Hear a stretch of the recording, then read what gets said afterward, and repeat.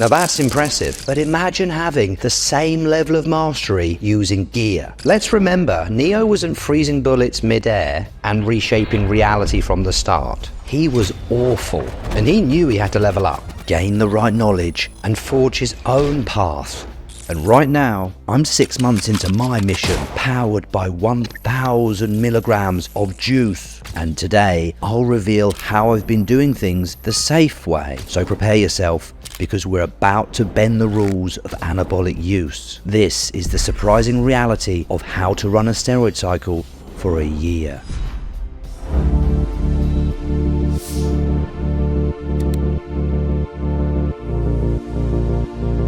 Okay lads, full disclosure, I'm not the one. Well, not yet anyway. But I have been installing gains faster than Neo installed his kung fu skills. Remember, a longer than usual cycle is not just about building muscle, it's about building knowledge, staying healthy, and unlocking your body's unique anabolic blueprint. Because once you crack the code, it's a breeze. I'm not the kind of guy who's going on stage or chasing any bodybuilding trophies. We'll leave it to the monsters to wreck themselves for a show. All my cycle protocols are unique and based on safety. So let's break things down. The dosages, compounds, supplements, training and diet, it's coming up.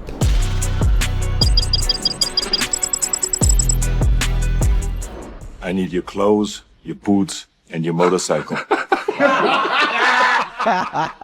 And a gym membership. Now the compounds can be kicking in perfectly, but without the right training program and equipment, a lot of gains will be left on the table. Going to a big gym makes it fun and you progress faster. I discovered this after going to a huge gym and then doing 3 months of training in my tiny home gym. It was convenient, but I quickly got bored and signed up back to the larger gym to dominate. And after all, turning your body into an unstoppable powerhouse requires the best environment. My training runs in 6-week phases, moderately hard at the start and then all guns blazing for the final 2 weeks. And after that, there's a deload week where I decrease the training volume and effort, because rest and recovery is as important as the training. We're not dodging bullets here, we're dodging plateaus. So once I complete 2 6-week blocks, I launch into a savage intensity phase with drop sets, supersets and shorter rest periods. And that is where I unleash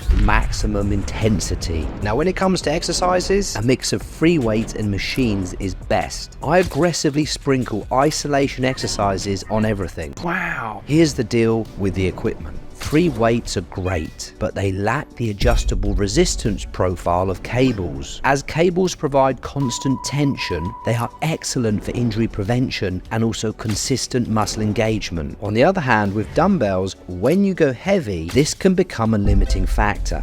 Cables really are perfect for chest flies, delts, arms, promoting muscle growth where you need constant tension. Plate-loaded equipment is fantastic for the back, being heavier at the stretch and lighter at the squeeze. This optimizes every rep for ultimate muscle stimulation. Variable grips when training your back are essential. This will balance development and also prevent injury. Bottom line here, lads, find a real gym, avoid overdoing free weights, incorporate isolation exercises, and use cables, pin-loaded and plate-loaded machines to maximize muscle growth, reduce CNS stress, and keep the workouts fun and effective.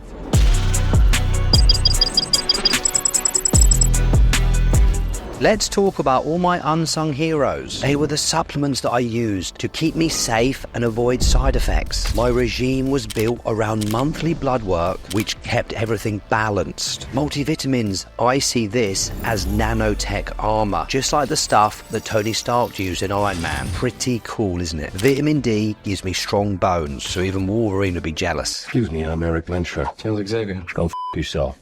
Magnesium for muscle relaxation. Super K is for optimal contractions. As I always like to give my muscles the VIP treatment. Taurine, that's going to ensure my workouts are a cramp-free zone. Vitamin E is going to make me look timeless, just like Pharrell Williams. Look at him, that bloke just never ages. Tudka and NAC for liver support. Astragalus root will keep my kidneys running smoothly, ensuring the perfect electrolyte balance and removing all the waste. Oswell extract, vitamin B12 and selenium. This stuff powers my blood like Tony Stark's arc reactor. Berberine before bed will manage my glucose levels. Creatine and ubiquinol are a great dynamic duo. They're going to help with workout power and endurance. I don't want to be a dried out sponge, so I take electrolytes for hydration and muscle function. Ashwagandha is very calming before you go to bed. It's like a Zen master in a bottle. To make sure I sleep like a bear in hibernation, melatonin and GABA. Also L-tyrosine, L-theanine and 5-HTP. They relax me and give me a serotonin boost, ensuring I wake up feeling like $1 million. Growth hormone is in my strategy for nighttime repair, and that's 2 I use before bed on an empty stomach. DHEA and pregnenolone enhance my readiness and mental cognition, except when it's remembering it's leg day. Probiotics, apple cider vinegar, curcumin and digestive enzymes. That's all for my gut health. Red yeast rice manages cholesterol. I didn't eat it through the whole cycle. It's like a bouncer at the lipid club. I like to see auxiliary drugs as my special ops team, always deployed based on blood work. They move very quickly, tackling any issues with speed and precision. The lineup contains HCG, which can be used to boost estrogen and sexual function, telmisartan to regulate blood pressure, enalapril to lower hematocrit, ezetimibe will control the cholesterol levels, T4 supports thyroid function, cabergoline because I was on nandrolone, this helps me balance out my prolactin, and anastrozole to manage my estrogen levels. Personalization and precision is key. It was all about what I needed, so I fine-tuned my supplements based on monthly blood work. Absolutely no unnecessary additions. Think of it like how they assembled the Avengers. Each supplement or auxiliary drug plays a specific role. Build it up step by step, and soon you'll have a regime that's finely tuned like Iron Man's suit.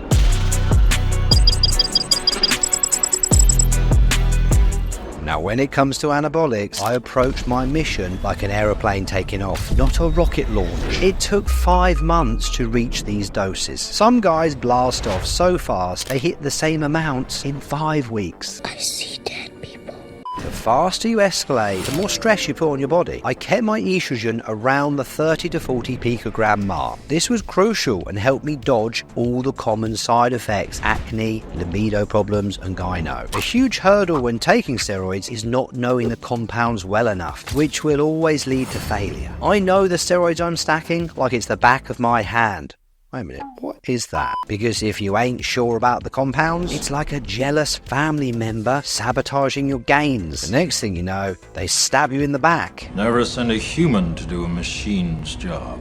So this is how I titrated the dosages and the compounds. I started from TRT, which was 200 tests weekly, and due to slightly elevated estrogen levels, I put in 200 primobolan per week. That was for the first month, and from there, I finely tuned and increased the amount of my primary compounds, which were Primo and NPP. Towards the end, I increased the testosterone that gave me a little bit more estrogen that I needed, because remember, the Primo was high, and it also gave me some great aggression to train in the gym. Remember, every dose was carefully calculated to balance out my hormone levels. NPP was essential to allow me to give a fast estrogen boost because it kicks in quicker than the test would. Then the Primo would compose the estrogen if it did get out of sync. After 6 months, I'm standing at a crossroads. My health is fine, so I can continue on if I wanted with Anavar or more NPP, or add what's needed into the mix. Or I can go into a TRT phase. Either way, I have complete control and clarity on what I'm doing. Now let's remember, to get the results that most guys want, increasing dosages when you hit certain plateaus is necessary. The reality is I would not have made the progress if I stuck to 300 milligrams of test per week for 6 months, all because I don't know what I'm doing, or I'm scared to increase the dose because I think I might get side effects. You've been living in a dream world, Neo. Perhaps imagine a cycle like a game of chess, where every strategic move is going to neutralize the side effects, ensuring your path to success is a smooth and safe one.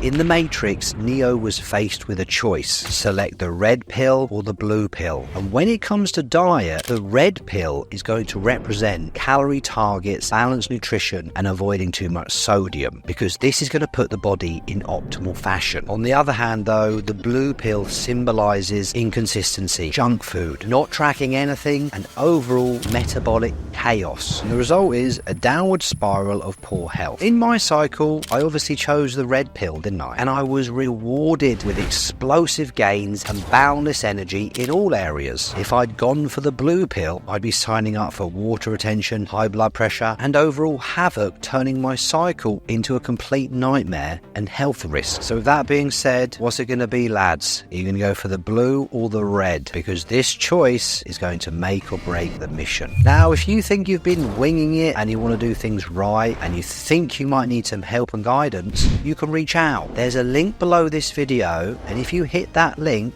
I'll get back to you as quick as I can. The next video coming up is about dosage mistakes on a cycle. It's a classic video. Don't miss it. Been a pleasure. Dr. James, I'm out.